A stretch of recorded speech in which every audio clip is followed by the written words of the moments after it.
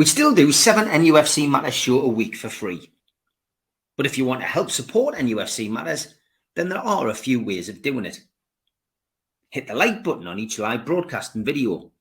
This helps the channel grow. Hit the subscribe button and select the all notifications bell so you don't miss a single show. If you want to help us financially, then you can join the channel using this button with the membership starting at $1.99 a month. Or you can drop us a donation in the chat using a super sticker. We're also looking for sponsors. If you'd like your brand advertised on the flyers for the show and featured during the ad break, then email John at nufcmatters.com to arrange today.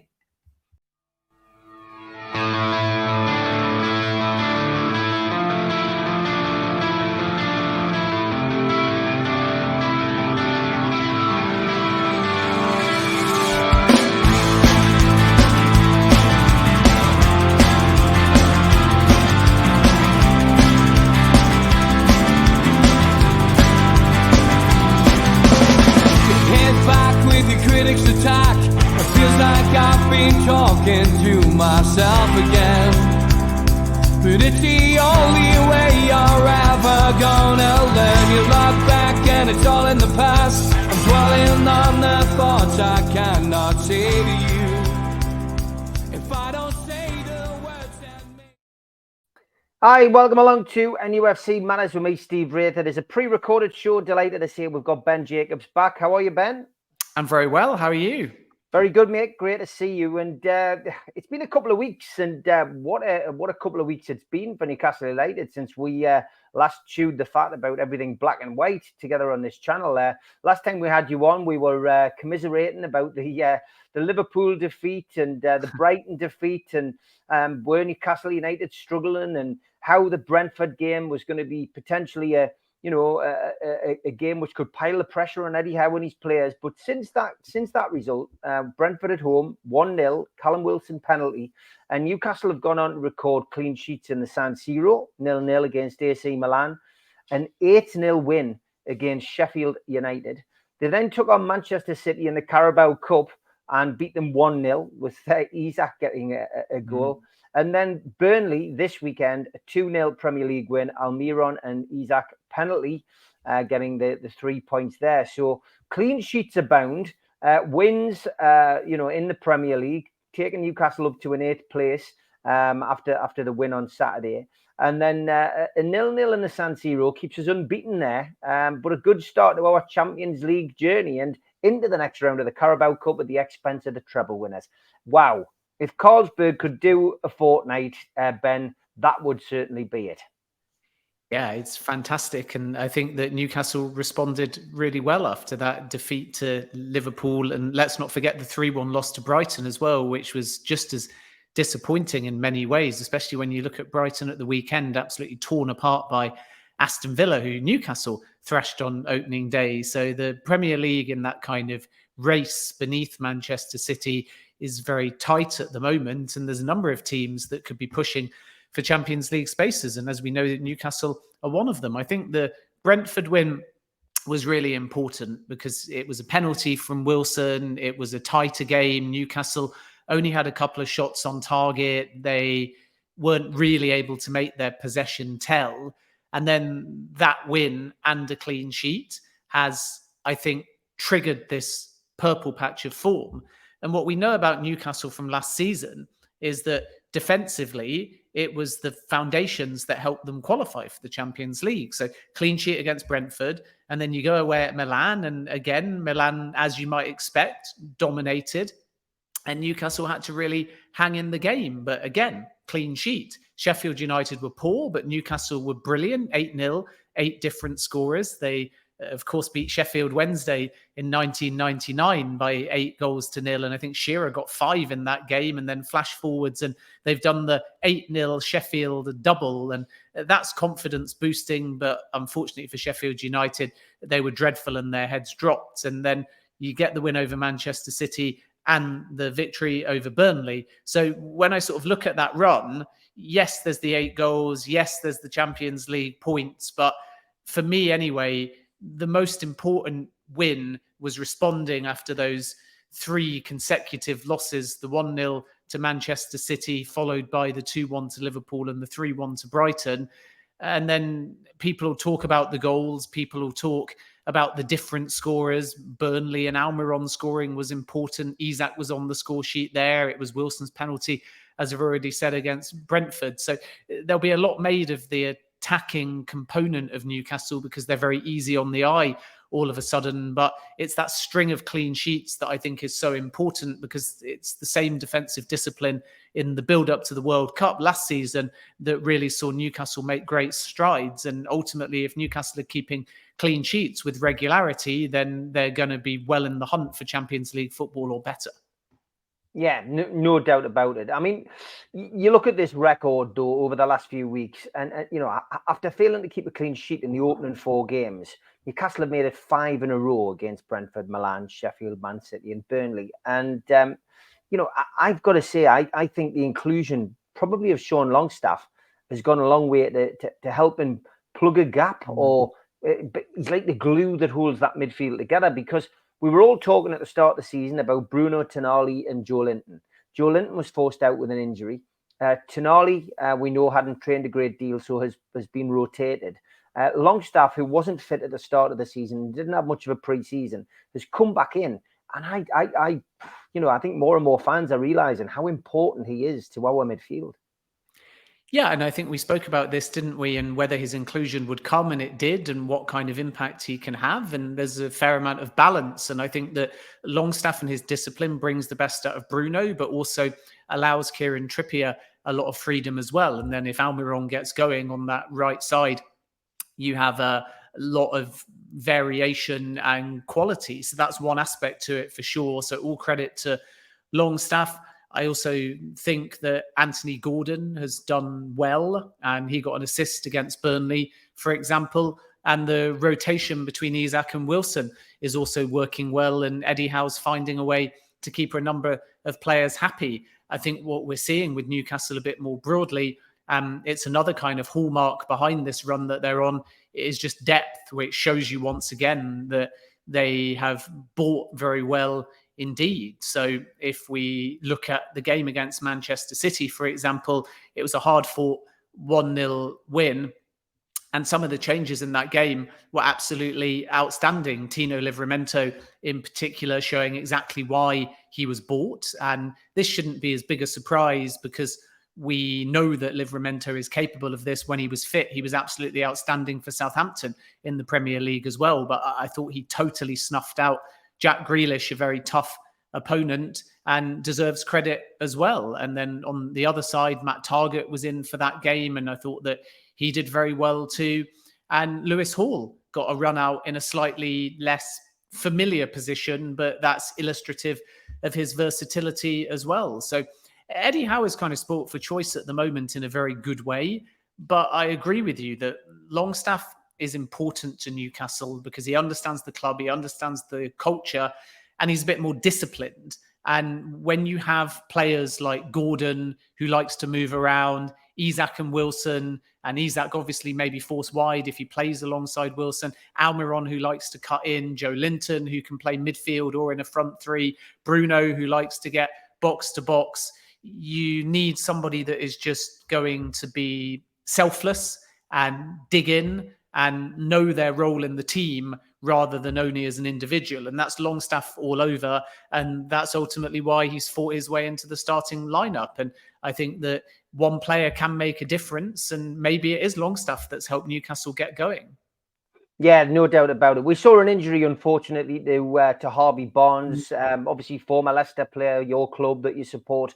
Devastating blow for him, out for 3 months.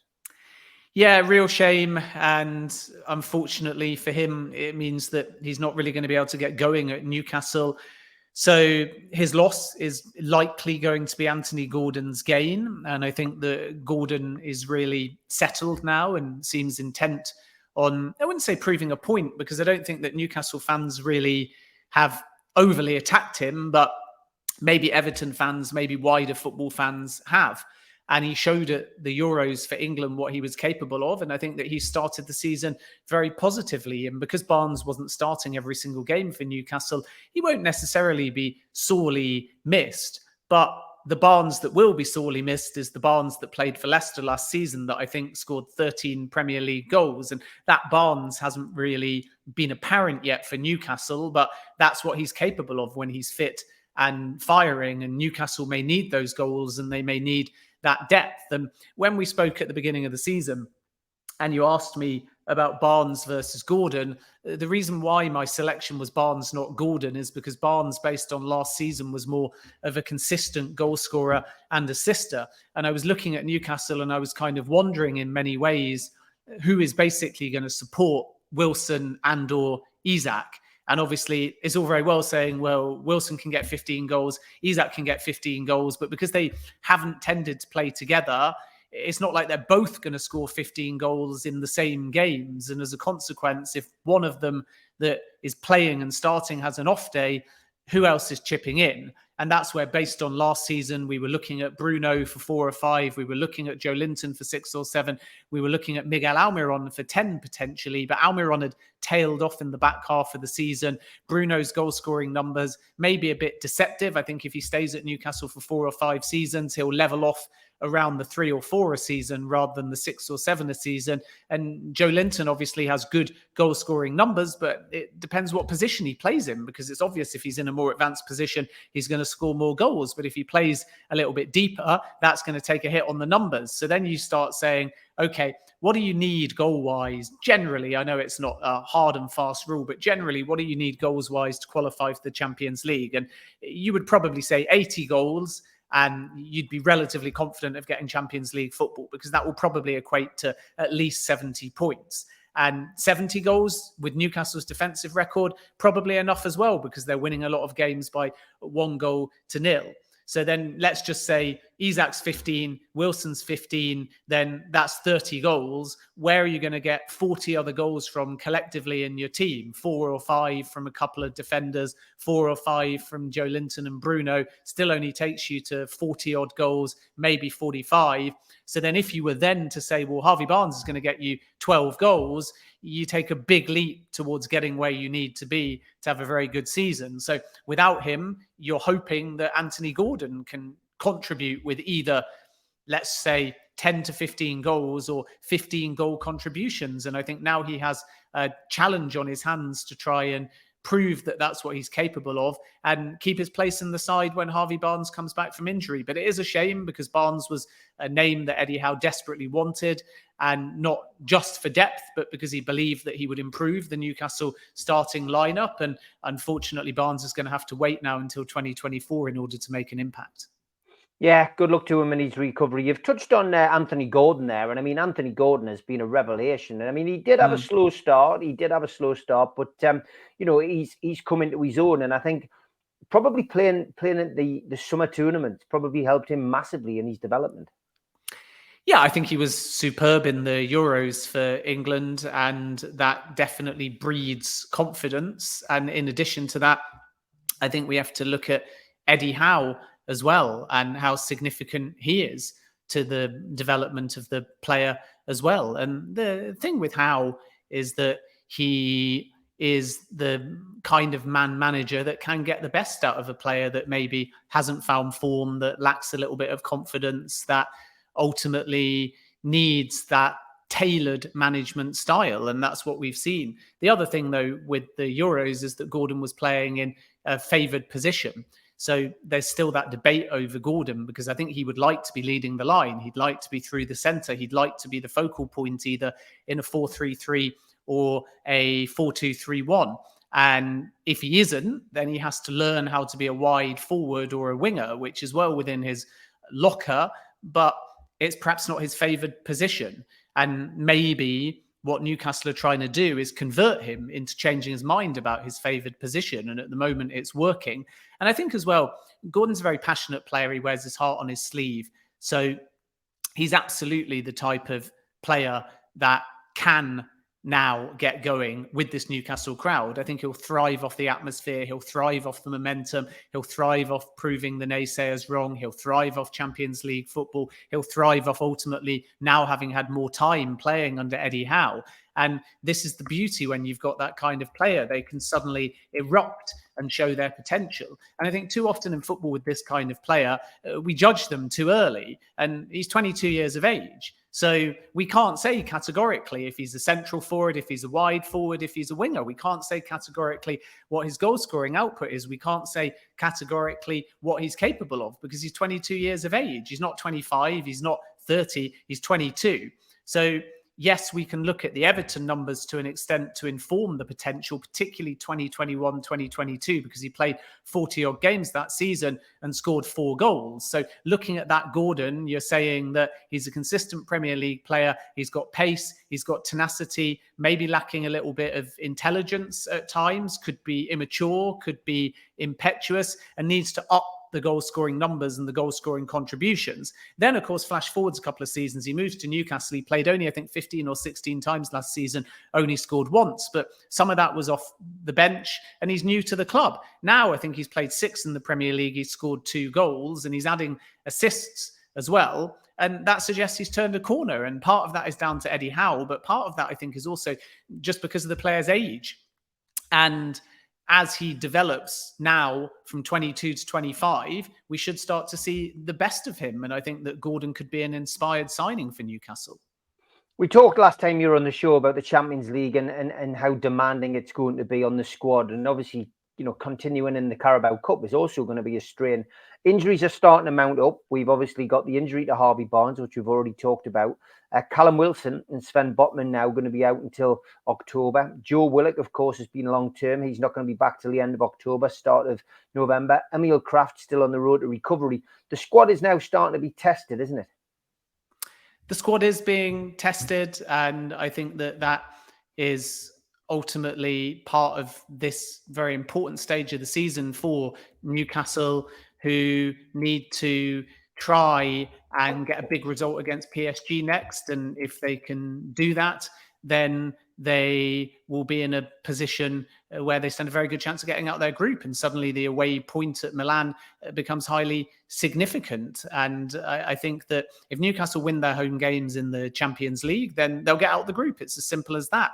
But obviously, there's that knock-on effect in terms of damaging their Premier League season by having to have the added burden. It's a welcome burden, but from a congestion point of view, it's still a burden of the Champions League. So Newcastle PSG into an away game at West Ham is obviously not ideal. The 5 out of the first 6 in the Champions League are all away from Newcastle. Luckily, they were able to win at Sheffield United, but away at West Ham is not easy. Crystal Palace after that just beat Manchester United at the weekend. And then Dortmund's going to be a fantastic fixture as well to look forward to. But the fixtures are coming thick and fast. There's the EFL as well, with a repeat of last year's final against Manchester United. There's that to be factored in as well. And add all of that up, and it's going to be a real test for the depth of Eddie Howe's squad.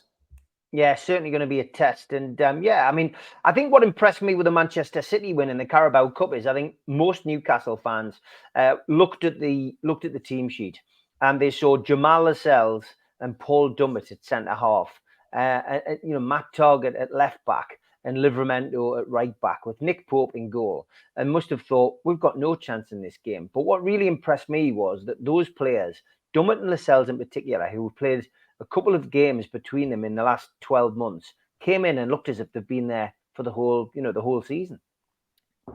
Yeah, and that I think is testament to them, but also players coming in with momentum high and wanting to prove a point. And I think that sometimes fringe players at big squads and big clubs can get frustrated, but other times they can really want to pitch in and change Eddie Howe's mind. And there's a lot of positions now where the starting 11 is by no means a given. I think you always are going to say Pope, you're always going to say Trippier, you're always going to say Botman and Schär, and then the left-back debate is there to be had, whether it's Byrne, whether it's Taggart, whether it's Hall, or whether even you move Trippier or potentially Livramento to the other side as well in order to try that out. But that kind of picks itself. But as you say, the beauty is when Newcastle have an opportunity to rotate, players are coming in and they're really fighting. And I think Lascelles and Dummett were excellent against Manchester City. Livramento was obviously man of the match. So there's no real concerns or problems at the back. I know a lot of people, myself included, feel like Newcastle are going to go into the market and try for a centre-back in January. But remember, because there's that depth now at left-back, so there's so many players that can play in that position, it means if you need to move Byrne to centre-back, you've got another option, and then still Dummett and Lascelles as well. So Eddie Howe will be relatively content, I think, as far as the back is concerned, but there's definitely competition there. We've seen all season the three in midfield will be hotly contested. Joe Linton can obviously play there, or potentially, like last season, further forwards. You've got Longstaff, who's come into the side. You've got Bruno, who's probably an automatic starter along with Joe Linton in some capacity, but you've got Elliot Anderson as well, who's getting more and more game time. And he is very much favoured in terms of the Newcastle hierarchy because he has a high ceiling of development and is a fan's favourite as well. And then once again, you look at the front line and you say, if Isak's not firing, you've got Wilson, or vice versa. You can alternate those two. And that helps because it's not only about picking Isak ahead of Wilson, it's about effectively managing Wilson's minutes. So then he'll play slightly less, but when he does play, it might be in the bigger games and he might have more of an impact because Isak's been able to take some of the minutes away from him. And that means that he's got a stronger chance of staying fit and sharp throughout the season. And it will be the same with Gordon and Harvey Barnes when Barnes comes back from fitness. And then Miguel Almiron's made a great start. We haven't even spoken about Sandro Tonali, who was only on the bench for the Burnley game, as was Joe Linton. By the way, we should point out that you've also got Jacob Murphy, who's very capable of coming in and contributing. And then Lewis Hall, as he's already proven, even though he's not had that many minutes, is versatile. He can basically play in a number of positions on the left-hand side and looks pretty comfortable in a 4-3-3. So Eddie Howe is sport for choice, but that doesn't mean that Newcastle won't want to strengthen a little bit further in January. And I think that what will define how aggressive they are in January is ultimately how much progress they're making in the Premier League in terms of a likelihood at the halfway stage of them getting Champions League again.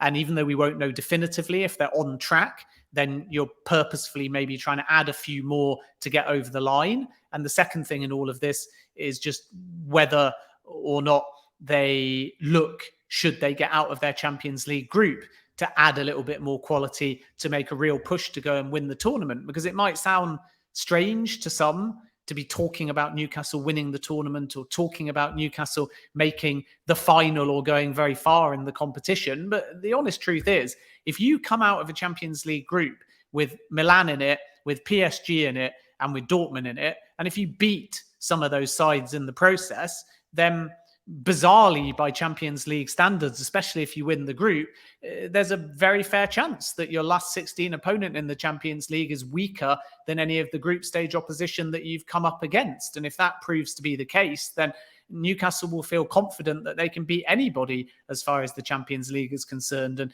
of course, being an English side as well, it means they're going to avoid the best team in the competition until at least the final stages in Manchester City. So I think that will play a factor in all of this as well. Right now, there's a good amount of depth, but we're just before that point in the season where the fixtures really come thick and fast. And as a result, once we get through the festive period and into the new year, Newcastle will start to understand, due to form, due to ambition, and due to injuries, exactly what they may need in January. But I don't think they'll be afraid to have a busy January if they feel like it's going to help get aspects of this season and their goals within this season over the line. Okay, halfway through the show, time for the ads. A big thanks to all our sponsors: Skips and Bins, telephone 0800 25 45 25 3, email inquiries at skipsandbins.com, website www.skipsandbins.com, easy contract free and pay-as-you-go waste collection. A big thanks to Mr. Vicky's Sauces, handmade in Cumbria.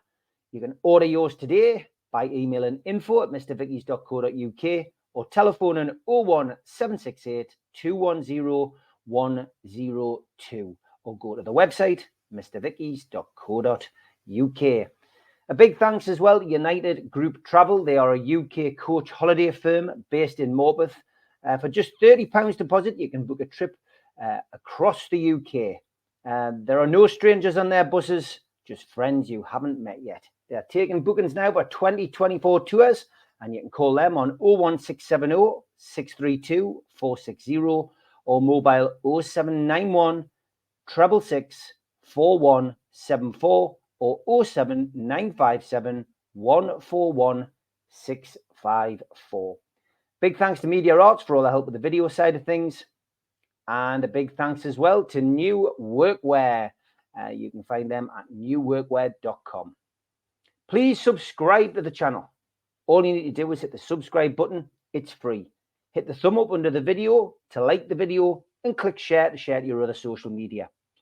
We're also available as a podcast on iTunes, Spotify, and other podcast providers.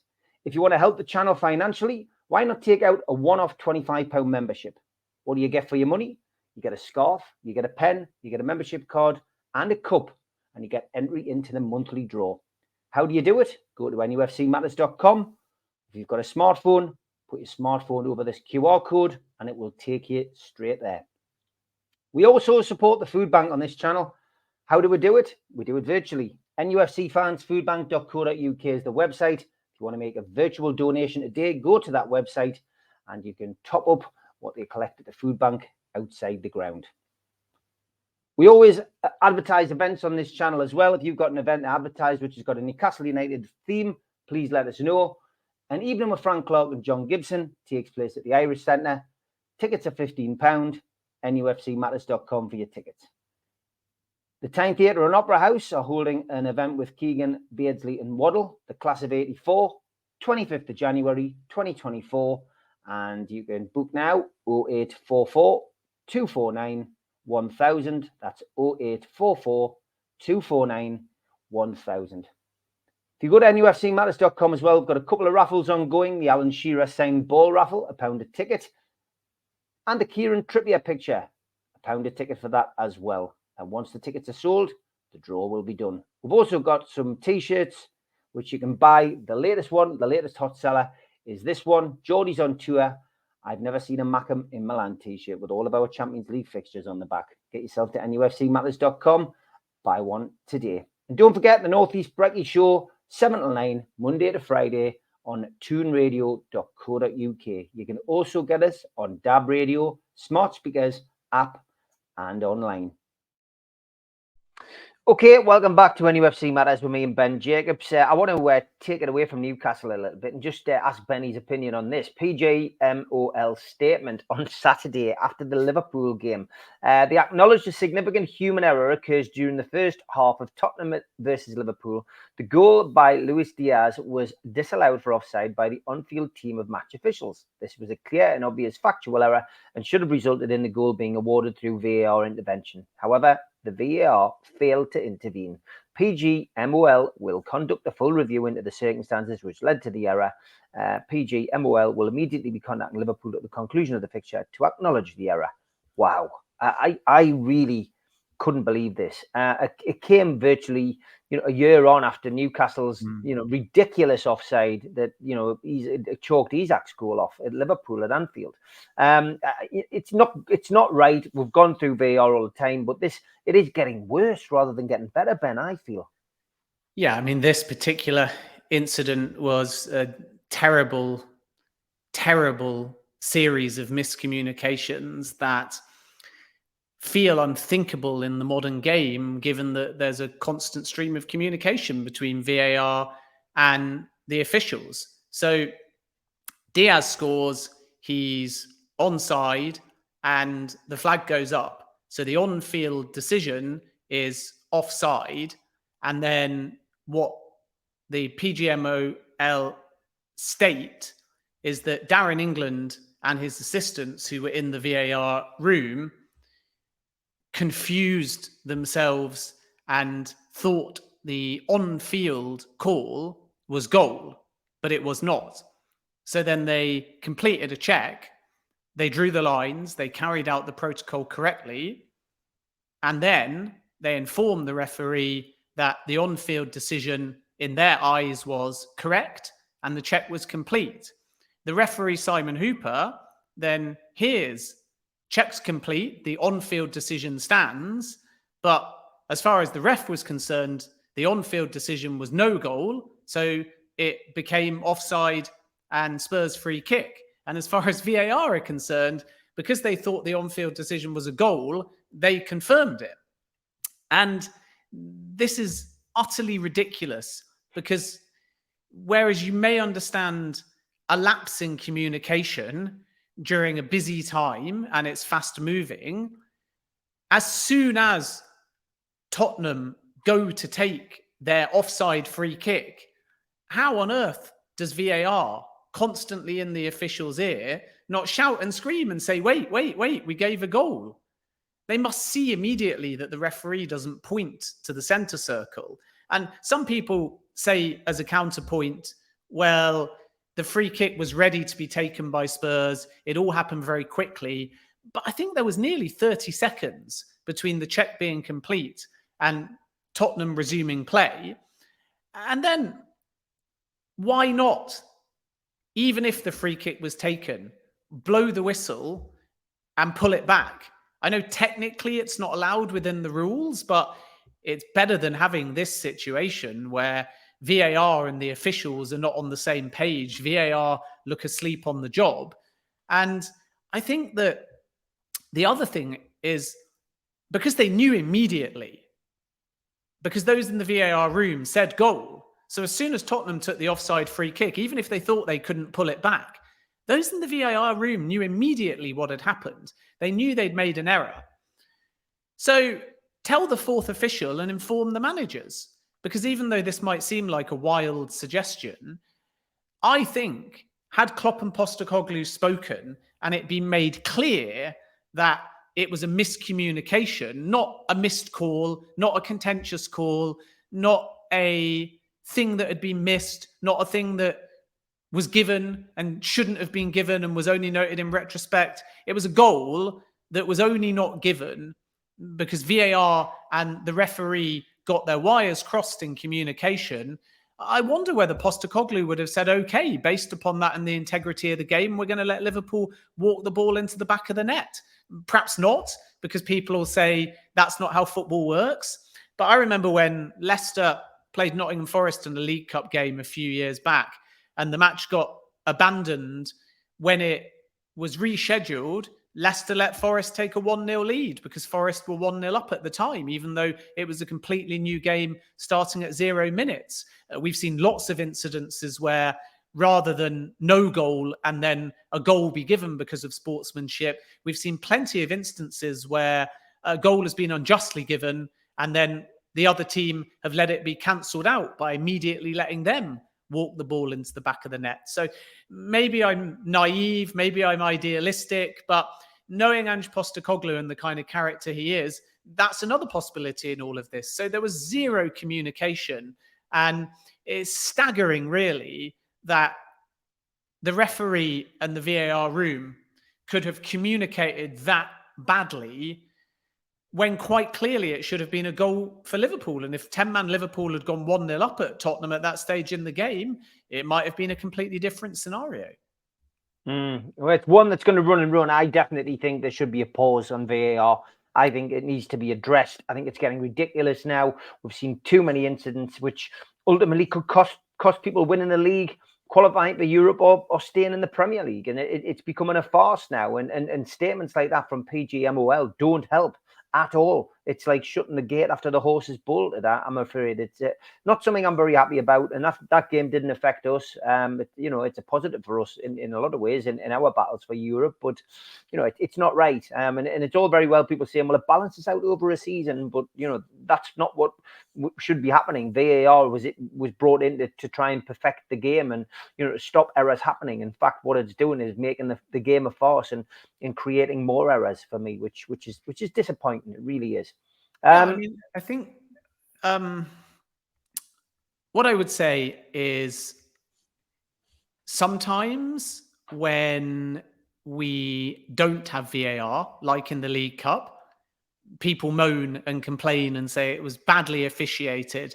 And then with VAR, there's sometimes an opposite extreme where it becomes a kind of paralysis by analysis. So we have to embrace the technology but find a way of still giving the referee the ultimate power. And I think sometimes what's happening is that the referee is listening to the VAR recommendation, perhaps because the feeling is that it speeds up the game rather than just making his or her mind up.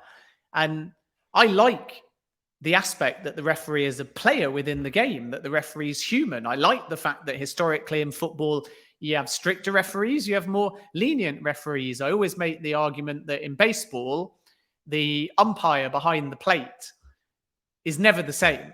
And nobody in baseball asks for consistency. Some umpires have a very lenient strike zone. Other umpires have a very tight strike zone. But as you play the game, you start to understand what the umpire is calling as a strike and what the umpire is calling as a ball. So I personally don't think every single referee has to be a robot and the same.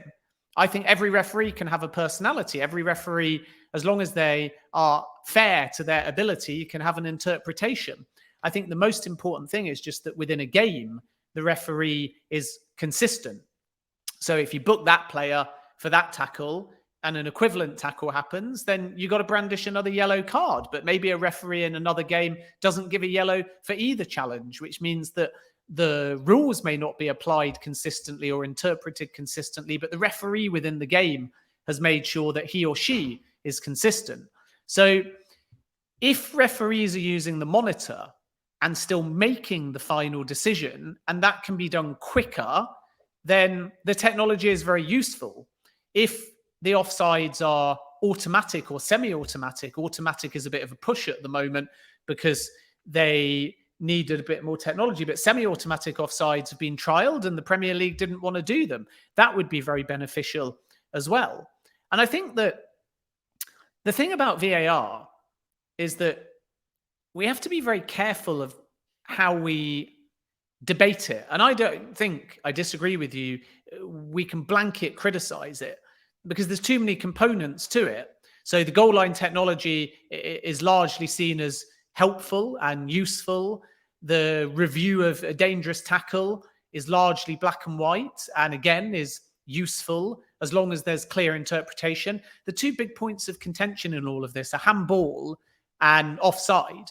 And I think with handball, it's less about the technology. And again, it's more about the rules. We've got to be in a position where we're clear about what is and isn't handball. And we've got to be in a position where we're not just penalizing defenders when they quite simply cannot get their hands out of the way and they're making natural movements. But again, that's not down to technology.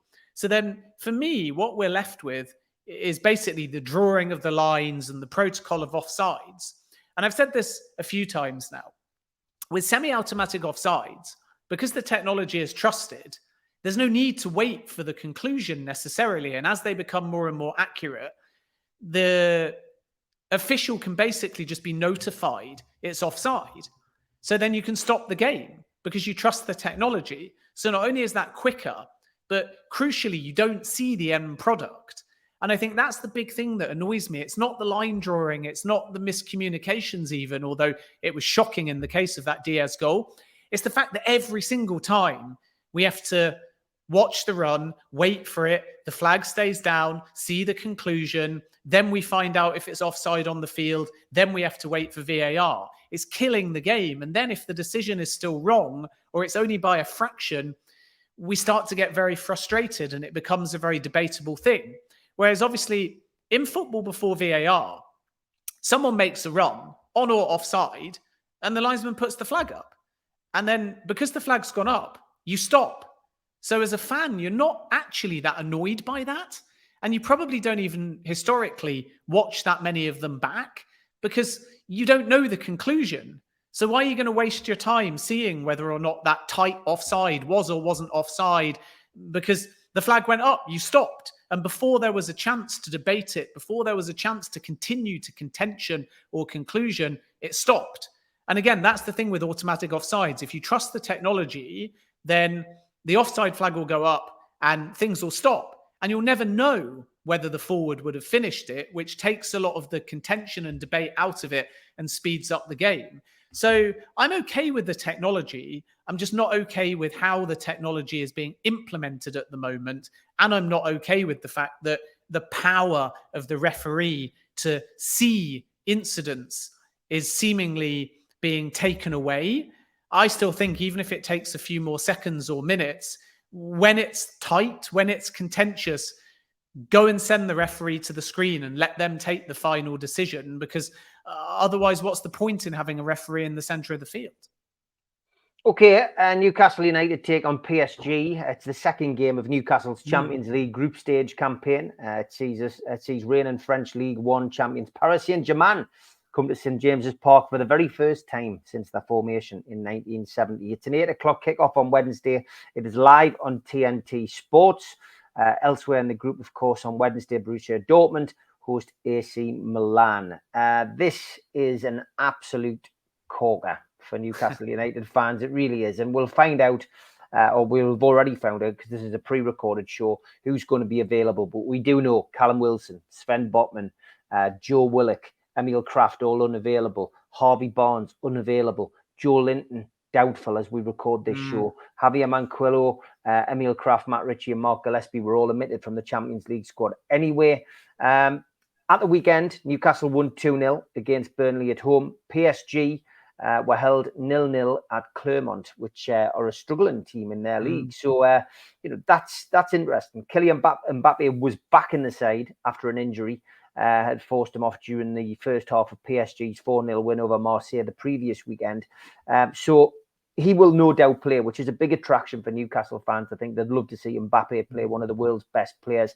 And we'll probably see an ex-Newcastle player return as well. Johan Cabaye should be back. The retired midfielder now has got an off-field role with PSG's academy, who faced Newcastle's under-19s over the river at Gateshead on Wednesday afternoon.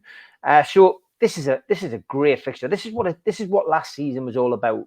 Newcastle qualifying for the Champions League. To have a night like this is every bit as big as Barcelona was when Tino scored that hat-trick, Ben.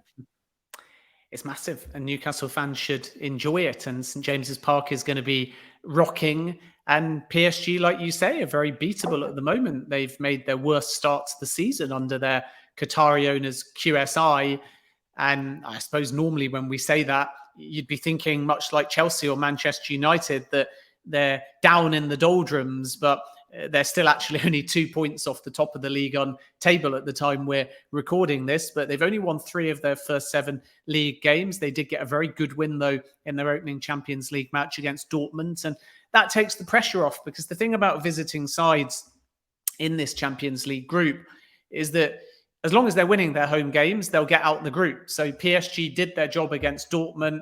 They will be favourites when the home leg comes around against Newcastle as well. So there's a bit of pressure on Newcastle, even with a point in the bag, to try and at least get something from this game. And I think that Newcastle will feel very equal to PSG, given what they've seen of the visitors so far this season. They were very poor in that game against Clermont. It finished 0-0. But before that, they won against their rival Marseille by 4-0. And they had that win over Dortmund. So it's been a bit stop-start for PSG, but they've not travelled either too much or too poorly. They've had a lot more home games than away games so far this season.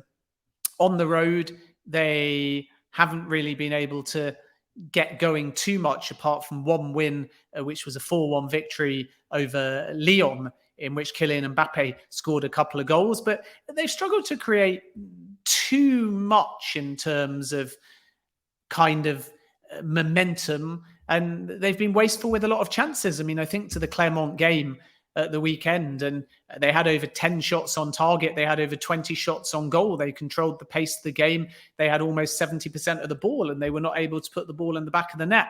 So it's the kind of game where Newcastle can't just see it as an occasion. And even though the fans will enjoy it and love seeing Mbappe, and even though we'll probably be half jokingly, half seriously, maybe though, in the media talking about a sort of Qatar-Saudi derby and all of that, I think Newcastle have to put all of that aside, and they have to treat it like any other game.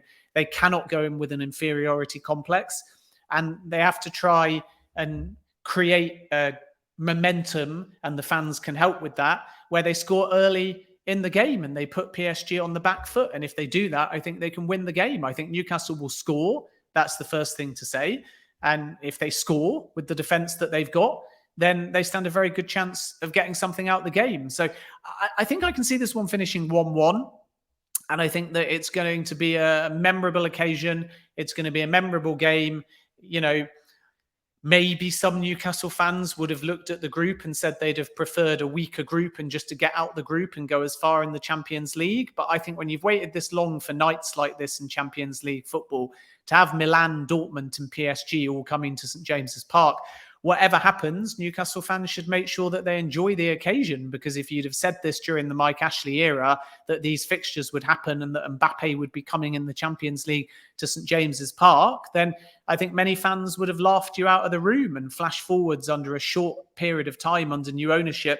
And that's exactly what Newcastle have got. So all credit to the ownership as far as what they've done on the football side, all credit to Eddie Howe. And you don't only want to go into these games saying that you're going to enjoy it. You don't only want to go into these games thinking that you're somehow the underdog, because why should a top Premier League team with quality players be thinking that against a PSG side? Newcastle absolutely can win this game.